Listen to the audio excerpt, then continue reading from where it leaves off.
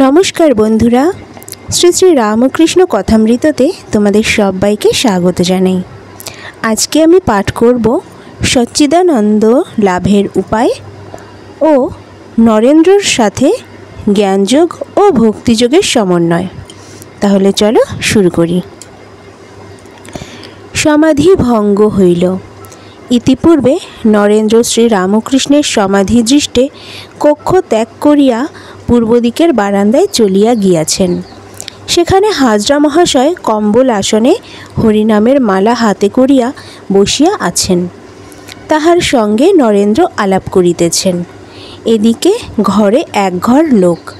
শ্রী রামকৃষ্ণ সমাধি ভঙ্গের পর ভক্তদের মধ্যে দৃষ্টপাত করিলেন। দেখেন যে নরেন্দ্র নাই, শূন্য তানপুরা পড়িয়া রহিয়াছে। আর ভক্তগণ সকলে তার দিকে উৎসুকের সহিত চাহিয়া রহিয়াছেন। শ্রী রামকৃষ্ণ বললেন, আগুন জ্বলে গেছে, এখন থাকলো আর গেল।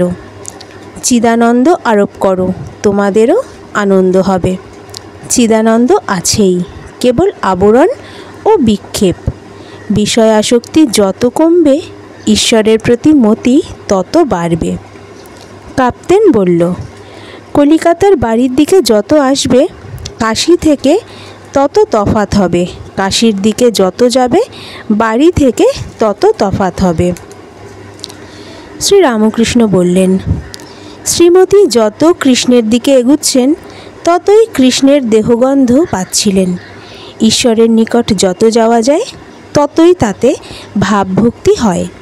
সাগরের নিকট নদী যতই যায়, ততই জোয়ার ভাটা দেখা যায়।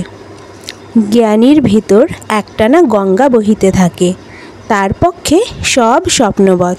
সে সর্বদা স্বস্বরূপে থাকে।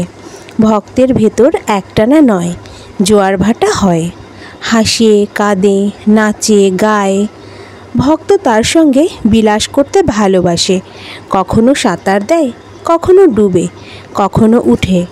যেমন জলের ভেতরে বরফ টাপুর টুপুর টাপুর টুপুর করে। জ্ঞানী ব্রহ্মকে জানতে চায়। ভক্তের ভগবান সরৈশ্বর্যপূর্ণ সর্বশক্তিমান ভগবান, কিন্তু বস্তুত ব্রহ্ম আর শক্তি অভেদ। যিনি সচ্চিদানন্দ, তিনিই সচ্চিদানন্দময়ী। যেমন মণির জ্যোতি ও মণি। মণির জ্যোতি বললেই মণি বুঝায়, মণি বললেই জ্যোতি বুঝায়। মণি না ভাবলে মণির জ্যোতি ভাবতে পারা যায় না, মণির জ্যোতি না ভাবলে মণি ভাবতে পারা যায় না। এক সচ্চিদানন্দ শক্তিভেদে উপাধিভেদ, তাই নানা রূপ। সে তো তুমিই গো তারা, যেখানে কার্য সেখানেই শক্তি। কিন্তু জল স্থির থাকলেও জল, তরঙ্গ ভুরভুরি হলেও জল। সেই সচ্চিদানন্দই আদ্যাশক্তি, যিনি সৃষ্টি স্থিতি প্রলয় করেন। যেমন কাপ্তেন যখন কোনো কাজ করেন না, তখনও যিনি। আর কাপ্তেন পূজা করছেন, তখনও তিনি। আর কাপ্তেন লাট সাহেবের কাছে যাচ্ছেন, তখনও তিনি। কেবল উপাধি বিশেষ। কাপ্তেন বলল, আজ্ঞা হা মহাশয়। শ্রী রামকৃষ্ণ বললেন, আমি এই কথা কেশব সেনকে বলেছিলাম। কাপ্তেন বলল, কেশব সেন ভ্রষ্টাচার, স্বেচ্ছাচার। তিনি বাবু, সাধু নন। শ্রী রামকৃষ্ণ ভক্তদের প্রতি বললেন, কাপ্তেন আমায় বারণ করে কেশব সেনের ওখানে যেতে। কাপ্তেন বলল, মহাশয় আপনি যাবেন, তার কি করব? শ্রী রামকৃষ্ণ বিরক্তভাবে বললেন, তুমি লাট সাহেবের কাছে যেতে পারো টাকার জন্য, আর আমি কেশব সেনের কাছে যেতে পারি না? সে ঈশ্বর চিন্তা করে, হরিনাম করে।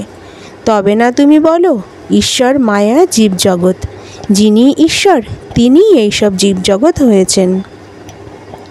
এই বলিয়া ঠাকুর হঠাৎ ঘর হইতে উত্তর পূর্বের বারান্দায় চলিয়া গেলেন। কাপ্তেন ও অন্যান্য ভক্তেরা ঘরেই বসিয়া তাহার প্রত্যাগমন প্রতীক্ষা করিতেছেন। মাস্টার তাহার সঙ্গে ওই বারান্দায় আসিলেন। উত্তর পূর্বের বারান্দায় নরেন্দ্র হাজরার সহিত কথোপকথন করিতেছিলেন।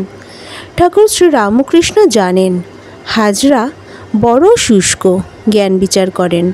বলেন জগৎ স্বপ্নবৎ, পূজা নৈবেদ্য এসব মনের ভুল, কেবল স্বস্বরূপকে চিন্তা করাই উদ্দেশ্য, আর আমি সেই। শ্রীরামকৃষ্ণ সহাস্যে জিজ্ঞাসা করিলেন, কি গো, তোমাদের কী সব কথা হচ্ছে? নরেন্দ্র সহাস্যে উত্তর দিল, কত কি কথা হচ্ছে, লম্বা লম্বা কথা।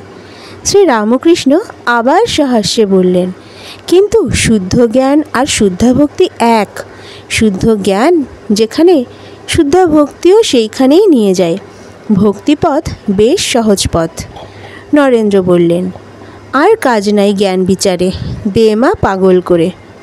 মাস্টারের প্রতি বললেন, দেখুন হ্যামিল্টনে পড়েছিলুম, লিখেছেন, a learned ignorance is the end of philosophy and the beginning of religion.